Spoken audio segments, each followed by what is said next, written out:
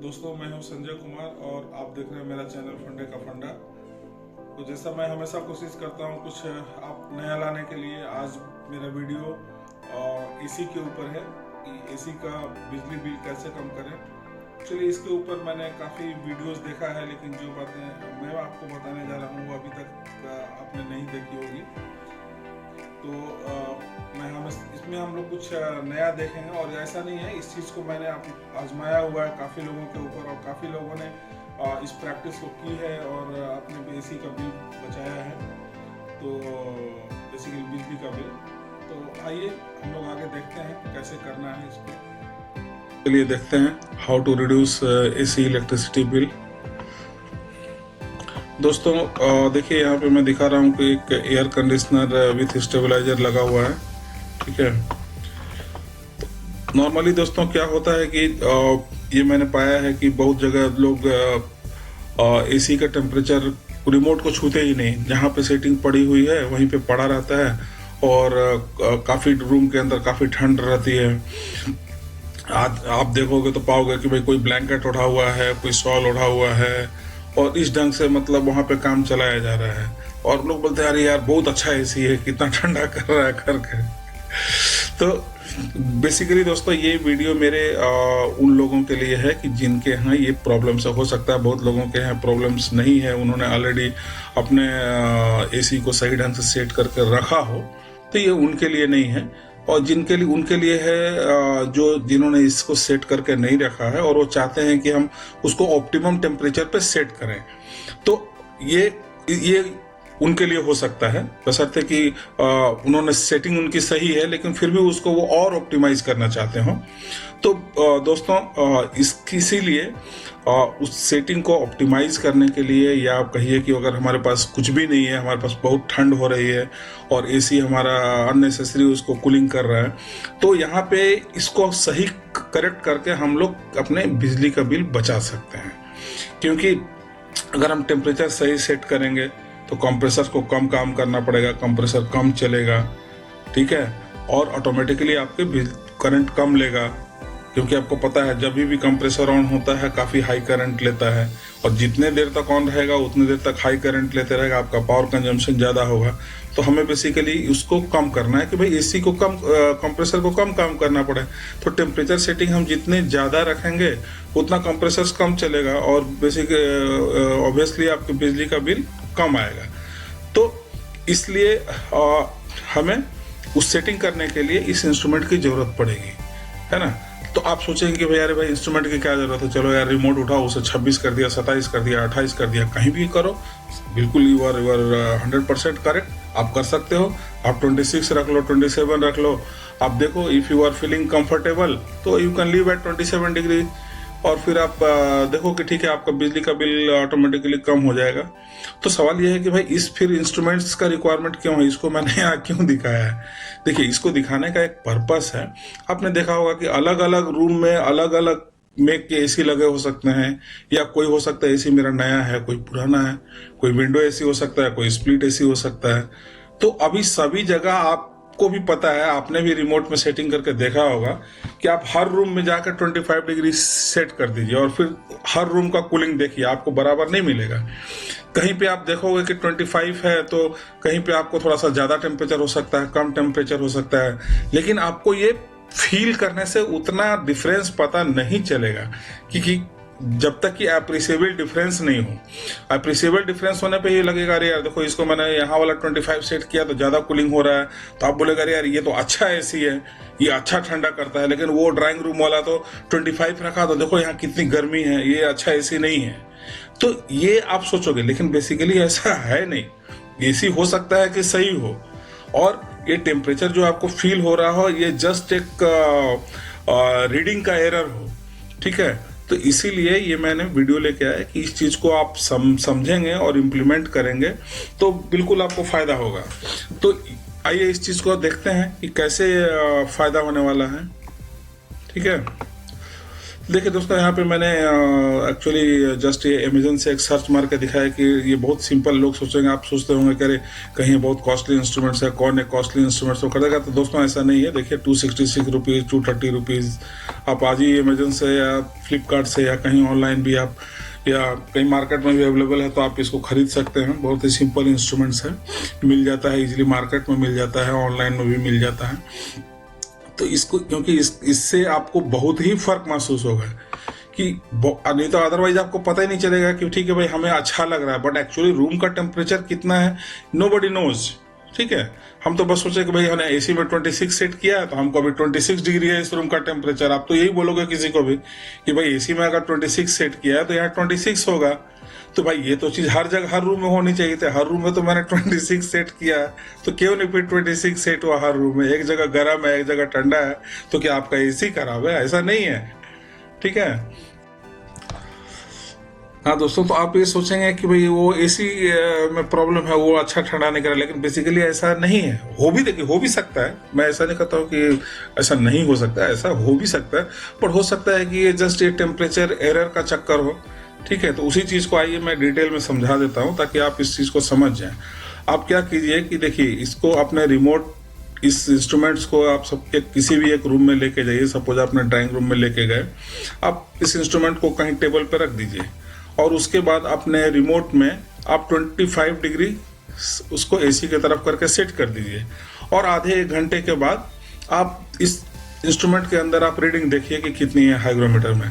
तो सपोज यहाँ पे मैं ज़्यादा मान के चल रहा हूँ, सपोज आपको 25 सेट किया तो आपको 27 मिला। आपको जितना भी मिलता है आप यहाँ नोट कर लीजिए, ऐसा 27 मिलना जरूरत नहीं, जस्ट मैंने एग्जांपल के लिए दिखाया है। इसी तरह से आप 26 सेट कीजिए और एक यहाँ रीडिंग ले लीजिए 28 है या कितना है, फिर 27 सेट कीजिए, 28, 29, 30 तक भी आप जा सकते हैं, और यहाँ पे आप हाइग्रोमीटर का रीडिंग देख लीजिए और आप ये देखिए कि आपको इसमें से कौन सा टेम्परेचर है जो आपको कंफर्टेबल लग रहा है। सपोज कीजिए कि आपको 28 डिग्री वाला ज्यादा कंफर्टेबल लग रहा है, मतलब कि जब एसी का रिमोट में सेटिंग 28 है और ये डिस्प्ले में आपको हाइग्रोमीटर में 30 दिख रहा है, तो वो आपको सही टेम्परेचर लगा। या आपने मान लीजिए कि 27 वाला अच्छा लगा, कि जब एसी रिमोट में 27 रखा है तो यहाँ 29 टेम्परेचर था।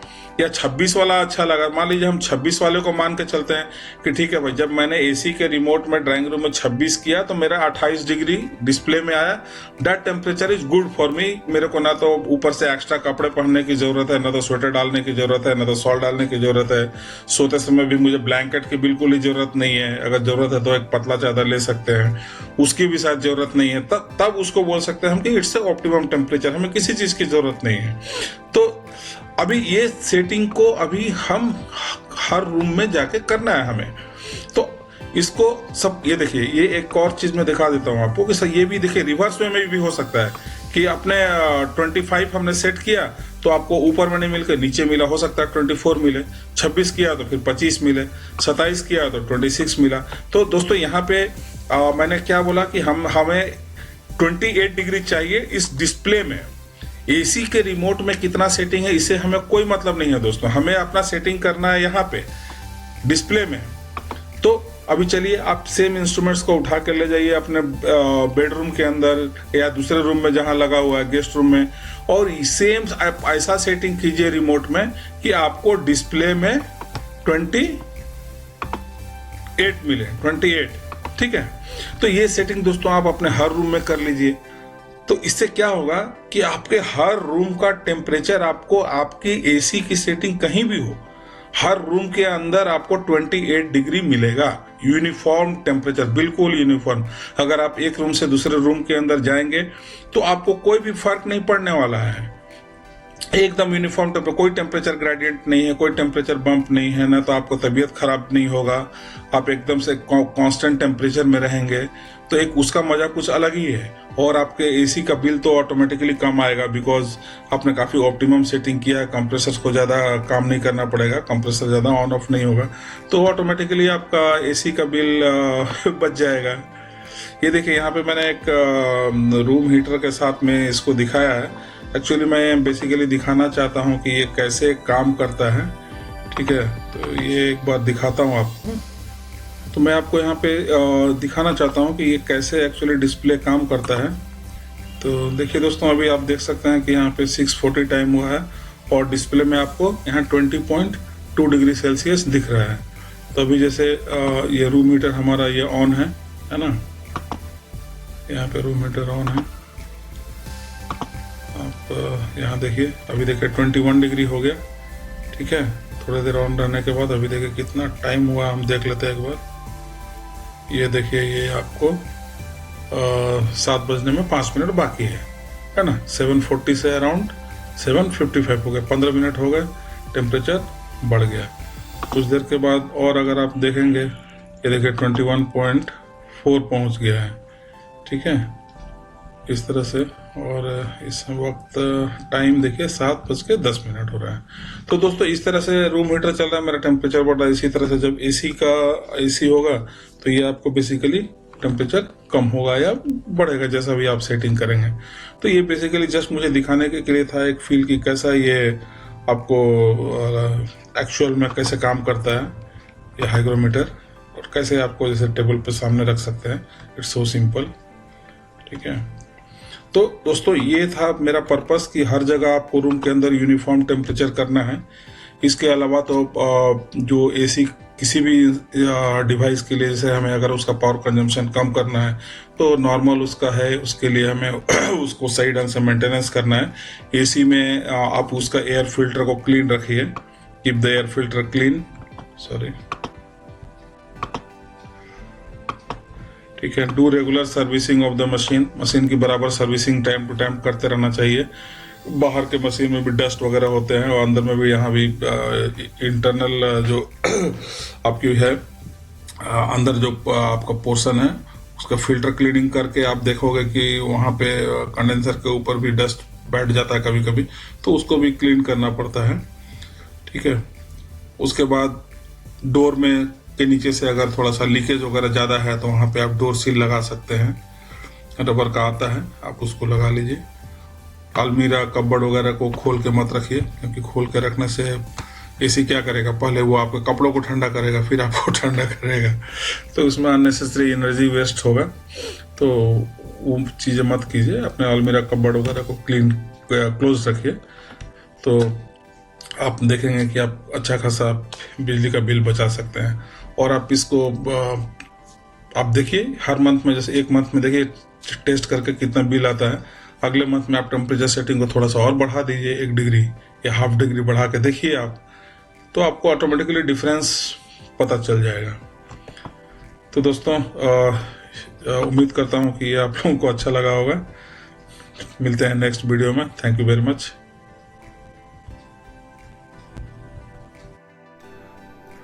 तो दोस्तों, आप लोगों ने देखा कि हम सिंपल सा ट्रिक करके, टेक्निक अपना के बिजली का बिल कैसे बचा सकते हैं।